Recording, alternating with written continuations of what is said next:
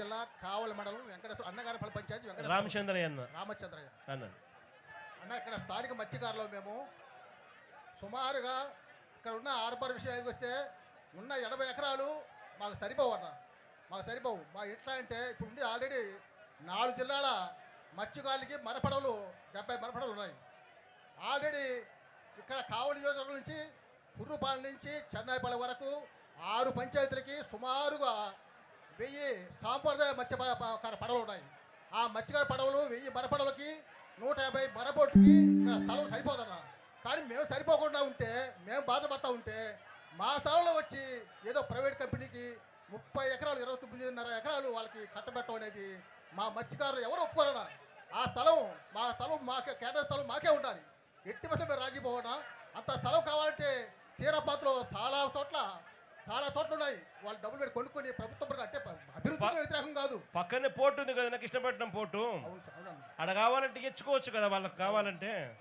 అభివృద్ధికి వ్యతిరేకం కాదు, కానీ అభివృద్ధికి మా సహకారం ఉంటుంది. కానీ మా కేటాయించిన స్థలంలో మా వాళ్ళ 60 చేపలు ఎండేసుకోవడం అయితే మేము మాకు ఐస్ బ్యాటరీ అవసరము, మాకు ఆయిల్ బ్యాటరీ అవసరము, మాకు 70 స్థలం. ఎందుకంటే సుమారుగా 4000 మంది ఎప్పుడు ఇచ్చి అక్కడ ఉండాలి. వాళ్ళకి ఆ స్థలం సరిపోదు. ఆ స్థలంలో 29 ఎకరా వాళ్ళకి కట్టబెట్టమంటే ఇది మత్స్యకారులుగా మేము ఒప్పుకోమన్నా, ఇంటి మధ్య ఒప్పుకోం. రామచంద్రన్ ఇంకోటి చెప్పండి, ఈ పోర్టు మనకు ఈ ఫిషింగ్ హార్బర్ మనకు హ్యాండ్ ఓవర్ చేసినారా? ఇందులో ఇక్కడ చిల్లర్ రూమ్స్, ఈ కోల్డ్ స్టోరేజ్, ఈ ఐస్ మేకింగ్ యూనిట్స్, ఈ కోల్డ్ స్టోరేజెస్ ఇవన్నీ అందుబాటులోకి వచ్చినాయా? ఇవన్నీ మనకి ఇచ్చినారా అన్న? 95% అన్న కట్టినా కూడా ఇంతవరకు ఇవ్వలేదు అన్న. 95% మీరు పూర్తి చేసి 90% మీరు పూర్తి చేసి 2 సంవత్సరాలు ఒక్క పని చేయలేదన్న. మనం 5% చేయలేదు. అక్కడ మనం కట్టి ఇచ్చిన తర్వాత కూడా వీటిని ఆపరేషన్ లేక తీసుకొని రాలేదన్న. ఎక్కడ ఆపరేషన్ లేక వస్తే ఎక్కడ మత్స్యకారులందరూ కూడా దీన్ని హక్కుగా భావించేసి ఇదంతా వాడడం మొదలు పెడతారేమో అనే ఉద్దేశంతో అసలు మీకు ఇక్కడికి వచ్చేదానికి అఫీషియల్ గా పర్మిషన్ కూడా ఇవ్వలేదన్న. ఇంతవరకు కోల్డ్ స్టోరేజ్ లో అందుబాటులో ఉన్న వాడే కార్యక్రమం జరగడంలా, ఇంతవరకు చిల్లర్ రూములు అందుబాటులో ఉన్న వాడేదానికి మీకు పర్మిషన్ ఇవ్వడం లేదు. ఇంతవరకు ఐస్ మేకింగ్ యూనిట్ తయారైపోయినా కూడా ఇంతవరకు మాడుకునేదానికి మీకు పర్మిషన్ ఇవ్వలేదు. ఫిష్ అదే రకంగా మీ బోట్ల రిపేర్ల కోసం మీకు బోట్ల రిపేర్ షెడ్లను కూడా ఉపయోగించుకునే కార్యక్రమం అది కూడా జరగడంలా. షెడ్లు తయారైనా మీకు ఇవ్వడంలా. అదే పనిగా నెట్ మెండింగ్ సౌకర్యాలు కూడా, నెట్లను రిపేర్ చేసుకునే సౌకర్యాలు కూడా తయారైనా కూడా మీకు ఇచ్చే కార్యక్రమం జరగలా. ఏమి చేయలే. అంటే కేవలం మొట్టమొదటి రోజు నుంచి కూడా దీన్ని ప్రైవేట్ వాళ్ళకి ఇవ్వాలా అన్న దుర్బుద్ధితోనే అడుగులు ముందుకు పడ్డాయి.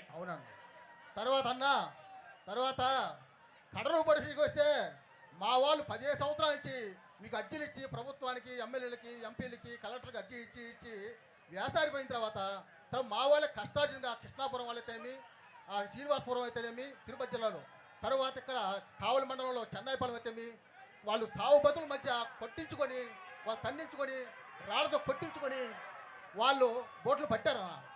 పెట్టిన తర్వాత మేము 4 జిల్లాల గ్రామాలు 160 గ్రామాలు మేము మాట్లాడుకుని రోజు ఒక గ్రామం కాపలా ఉంటున్నాం. రోజుకు ఒక గ్రామం కాపలా ఉండి వాటి భద్రత కోసంగా మేము ఉండాలని మాట్లాడుకున్నాం. ఎప్పుడంటే ఆగస్టు 16వ తేదీన మీటింగ్ వేసుకున్నాం. మేము 4 జిల్లా గ్రామ పెద్దలు వేసుకుని రోజు గ్రామాలు కాపలా అనుకున్నాము. ఈ లోపల మెరైన్ పోలీస్ అయితేనేమి, సివిల్ పోలీస్ అయితే మత్స్య డిపార్ట్మెంట్ వీళ్ళంతా వచ్చి మీ కాపలా అవసరం లేదు, మేము షీల్డ్ చేస్తున్నాం, దాన్ని మా భద్రత ఉంది, మేము రోజుకి 5 మంది పోలీసులు, సివిల్ పోలీసు, మెరైన్ పోలీసులు కోర్టు పెట్టి కాపలా ఉంటున్నాం, మీ సలహా మాకు అవసరం లేదు, మాది మా సోదరం అని చెప్పారన్న. అనుకోకుండా మొన్న మార్చి 16వ తేదీన బోట్లు మాయమైపోయిందన్న. మరి కోస్ట్ గార్డ్ ఏం చేశారు, మెరైన్ పోలీస్ ఏం చేశారు, సివిల్ పోలీస్ ఏం చేశారు, ఫిషింగ్ డిపార్ట్మెంట్ ఏం చేసిందన్న? అంతా కలిసి కూడా మా మత్స్యకారుని ఇది మోసం చేయడం అన్న. అంటే ఎఫ్ఐఆర్ కట్టిన బోట్లను, సీజ్ చేసిన బోట్లను, అవునన్న, పోలీస్ కస్టడీలో ఉన్న బోట్లను, అవునన్న, ఈ బోట్లు వీళ్ళంతా కుంభక్కై వీళ్ళే దొంగలించినారు. అంతేనా?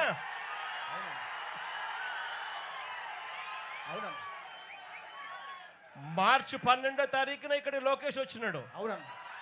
మార్చి 16వ తారీఖున బోట్ ఎగిరిపోయింది, బోట్ దొంగతనం జరిగింది. తర్వాత అన్న ఆ 4 బోట్లు బదులుగా 4 బోట్లు పెట్టి తర్వాత మా మధ్యలో సంబంధం లేకుండా పోస్ట్ గార్డులు పెట్టి మెరైన్ పోస్టులు పెట్టి సివిల్ పోస్టులు పెట్టి మాకు రక్షణగా 12 నాటికల దూరం పైన వాళ్ళు ఉండాలి. దాన్ని మా స్థాపన మధ్యలో ఉండాలి సార్. ఆ రూల్స్ పెట్టి ఆ చట్టం పెట్టి జీవో పాస్ చేసి మాకు న్యాయం చేయాల్సిందిగా మీకు మరీ ప్రార్థన చేస్తూ వేడుకుంటాం. అంటే మనకు ఒక వైపున హక్కుగా ఇవ్వాల్సిన రామచంద్రయ్య మనకు హక్కుగా ఇవ్వాల్సిన ఈ ఫిషింగ్ హార్బర్ మనకు ఇవ్వకుండా మరోవైపున మన కడుపును కొడుతూ ఇక్కడ ఈ ప్రాంతంలో వాళ్ళు అడుగు పెట్టకూడదు, వేరే ప్రాంతం నుంచి వేరే రాష్ట్రం నుంచి ఇక్కడికి వచ్చి ఫిషింగ్ చేయకూడదు అన్న నిబంధనలు ఉన్నా కూడా చట్టం ప్రకారం ఇది తప్పు అని చెప్పి తెలిసినా కూడా అక్కడి నుంచి ఇక్కడికి రావడము, మనకు ఫిషింగ్ హార్బర్ అందుబాటులోకి తీసుకోకుండా పోవడము, మనకు మెకనైజ్డ్ బోట్లు మనకు ఇవ్వకపోవడము, వీటి అన్నిటి ప్రతిఫలంగా మన కడుపును నష్టం జరుగుతూ ఉంటే చట్టం ప్రకారం వాళ్ళు తప్పు చేస్తూ ఉన్నారు అని చెప్పి మనం ప్రాణానికి తెగించి వాళ్ళ బోట్లను మనం పట్టుకున్న ఆ బోట్లను మనం పోలీసులకు అప్పచెపితే పోలీసులు ఎఫ్ఐఆర్ కట్టినారు, బోట్లను సీజ్ చేసినారు. సీజ్ చేసిన ఆ సొమ్మును పోలీసులు, ప్రభుత్వంలోని పెద్దలు వీళ్ళే లాలూచిపడి వీళ్ళే ఆ బోట్లను దొంగతనం చేసుకొని పోయినారు. అంతేనా?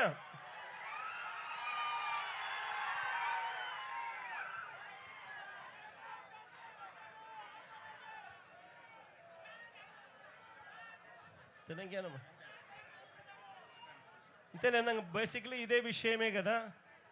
నేను క్లుప్తంగా ఇంకా నేను చెప్పాల్సినది నేను చెప్తా.